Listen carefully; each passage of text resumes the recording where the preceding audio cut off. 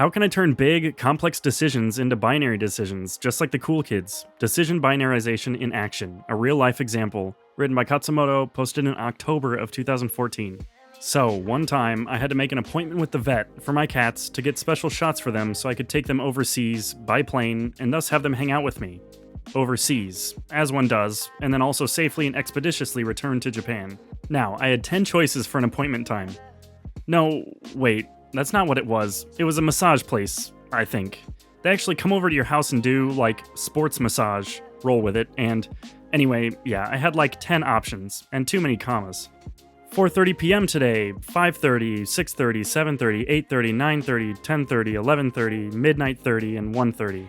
As you can see, my evening was wide open, and I kind of wanted to keep it that way. I didn't want to pick a time that I might end up hating. Plus, what if some of my friends wanted to hang out suddenly? So what was I to do? It was a classic Barry Schwartz, more is less situation. So many choices, so much abundance, so much freedom, so much goodness, that it actually makes me feel, well, bad, right?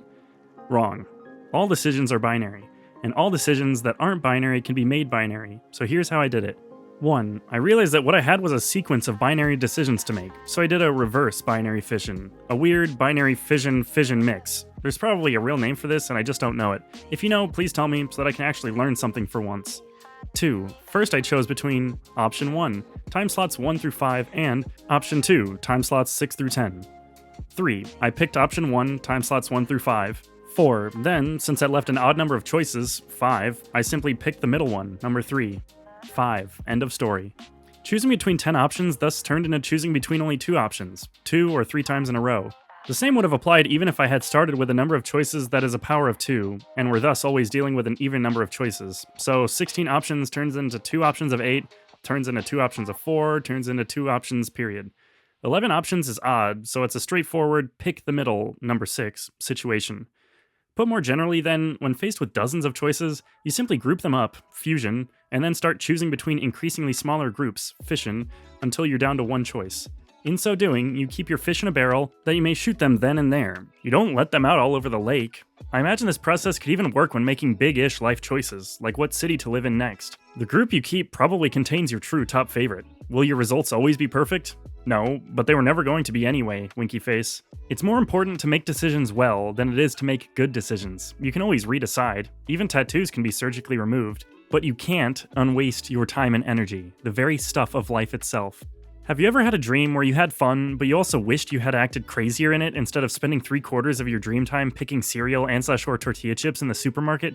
I literally have dreams like that all the time. In a way, real life is that dream. Yeah, it just got weird in here. I'm getting Matrixy on you. Don't be shy, you know you love it. You're weighing options instead of living them. You're picking books instead of reading them. You're picking movies instead of watching them. You're thinking about girls instead of making out with them. You're reading game reviews instead of playing them. That doesn't seem like it's how life is supposed to work. Motivation-wise, if I were to overanalyze it, I'd say that I'd probably have some kind of guilt-driven need to weigh every choice in detail just because I have the choice. Does that make sense? There's this feeling that the fact that I have the option means that I must do due diligence on it in order to find out whether or not it's the best. Otherwise, I'd be wasting a perfectly good option. I'd be missing out and/or messing up somehow. It's sort of like sampling every kind of ice cream at an ice cream parlor just because they say you can. Yeah, you sucked up all the quote-unquote value you could, but so what? You just get all full and you don't really enjoy yourself. Footnote 1. The big butter popcorn at the movie theater concession stand? WTF are they conceding? Maybe only $1 extra, but there's so much of it that it no longer feels good, so you're simply paying an extra $1 for the dubious privilege of feeling bloated and greasy. Nice one. End footnote. This kind of trying to be optimal choice hoarding actually turns out to be the most suboptimal thing you could possibly do. It produces the most fatigue and the least happiness. If you really want to be happy, it seems like the trick is to throw out some of your choices, ASAP. Take them out of the Reeves-Hopper equation. There's a Sandra Bullock joke in there for the diligent. Kind of like how if you really want to live happily, you don't fill your house with stuff even if you have tons of space. Binary decision-making, decision binarization, gives you the feeling of having considered a choice and thus exercised your freedom to the fullest without the temporally and cognitively wasteful burden of actually running through a full mental simulation for it. It is absurd to attempt to actually weigh every choice you have, just as it would be absurd to even consider opening every page that Google sends you back in search results. As it is, you probably don't even open all of the first 10. So apply some Googolic wisdom to your real life and stop overthinking everything. Because you can't, and even if you could, it would not be a good thing. Remember, there will be a next time. You will get another shot. This is not a movie. In real life, the chances keep coming, and when they go, new ones fire right on top and take their place. Make your best bad decision now and run with it.